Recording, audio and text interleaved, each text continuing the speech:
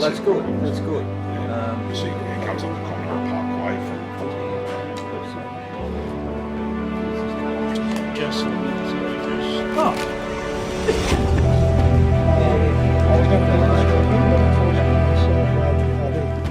I'm doing all three jobs. I've got some Garretts coming from the UK. They should be here in about 2 or 3 weeks' time, and I've just got a little bit more to do on the FSs and the wagons with the water tanks.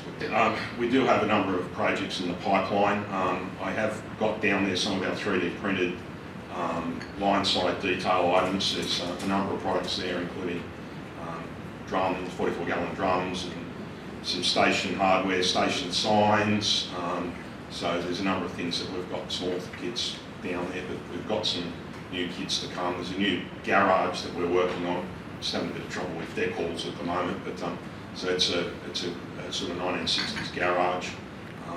So you'll see a lot coming from us because my industrial designer's still working for me. So he's part of his time's working on the model railroad side of it. So, and you know, we've got a 3D printer the same as the one that the Ottoways use for all their figures, and yeah, expect to see a fair bit in the next 12 months from us anyway. You know, we've got some ideas on some new loco kits as well. What you're seeing in front of you is the latest job that I've been commissioned to do. I've just put this together to convey a similar but different. That's nothing unusual, because the same thing with these. So they all change, they all get updated, they all have modernisation programs. So no matter what you do with these buildings, you're always going to find from one year to another there's a change. Unlike many manufacturers of 3D printers, Prusa has their own slicing program. Now, for those who aren't sure what slicing is, it's the method by which you can get layers and places.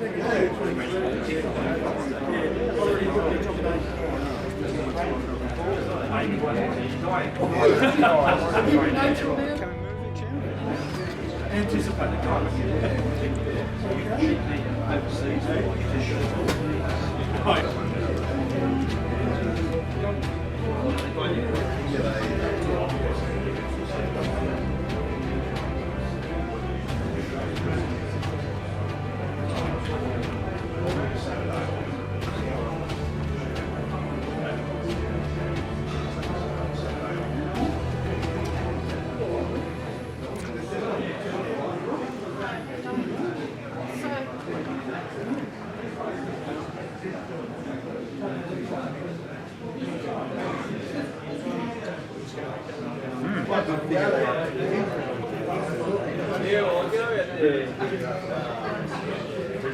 Bloody hard.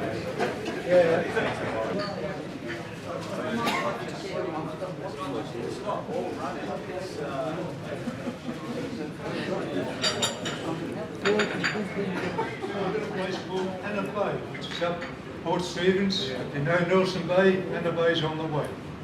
On the beach, I'm finding all this beautiful seaweed. What am I doing with it? For 30 years I've been preserving it, cooking it, preserving it, and colouring it. Some of the stuff is fantastic. We're going to take it from basics of 2D drafting, but the problem is we can't get the supply of bits we need. How do we do it? 3D printing gives us that opportunity.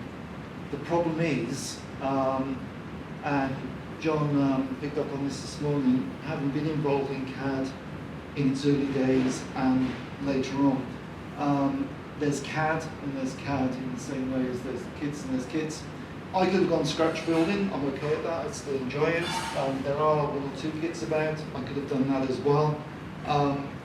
But when in some cases you're looking at iteration after iteration after iteration, it just wasn't going to be possible to do what I wanted it to do. That whole model was turned to one colour, which is an indication that we've now got a single solid model, everything's joined. But I saw this model originally at an early days convention.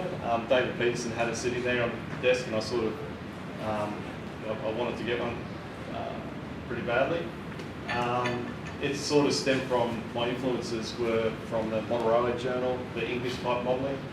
I enjoy building models in metal, so it appealed to me also, and the 7mm scale offered more opportunity to model to scale, so scale standards as in S7. So that's what I've done, and yeah, it's an impressive scale just to see the size of the locomotives and the rolling stock. So it's sort of captured my attention at the moment. So why scale 7? It's I'm starting out in it, so I just thought there's no point in not having a go at it. Some people fear soldering, and you have to solder this. Well, I think you don't have to, but I think you do it injustice if you didn't. It's basically tabbed construction, so once you get everything sorted out, dry fit, tabbed up, soldering is quite easy. It's sort of built in place. The real scary part for me is the folding and forming of all the parts. So basically everything, that's the smoke box part folded up over a laid up edge, smoke box front. The cylinder covers themselves are all folded, and obviously they have to, where they're bent and folded, has to meet. It's fiddly, but I think it's good. I think it adds to the model, even though you can't really see it. But so that's the two eccentrics. The spacer I made in the middle, just soldered the eccentrics to it, and you can see the uncut off 16mm screw running through it just to hold them in position. Technology to aid this old school technology, I suppose, of just drilling a piece of brass, but it I used the laser cutter to create the what do you call it? Template, the drilling jig basically for the tube plate. So I get picked on about my drawing because I'm not very good at it. I'm not lean. I sort of do it like I did at high school with tech drawing, I suppose. So got the spacing out. Eventually, you end up with the one on the bottom right there. It's a plate of rivets and tubes and bolts. So I gave that to my mate at Bankstown Airport, who's got a laser, and we lasered it out of some plastic. So I got 2 of these done at the same time because I knew I was going to knock rivets and the tubes all soldered in. So it's in there, you can't see it unless you open up the door. I promise you it's in there. You can't see it. So that's cutting off the tubes. So I found it really easy in the lathe. The parting off tool there is actually just as a gauge, so I can just always get the same length. And then I just use my razor saw to cut them off, and a little piece of wire inside so you obviously don't lose it. So they just stack up on the end of the wire. So works pretty well for cutting that many bits of tube. That's now doing the contour of the tread. So it's just basically a sandwich, holds the wheel between the tailstock and the headstock. And then it's one thing with the, so the form tool flange and that little radius with the form tool, it just gave a much better finish. On the right hand side, it's just because you take 12th hour off it, you actually take a little bit of the countersink out of the brass insert in for the countersunk screw. So I just have to go back in there and re-countersink the hub basically.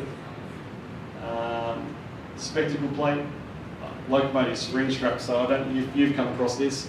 So on the locomotive suspension, on the springs, the straps that go up to each axle are too short, so there should be ones of those.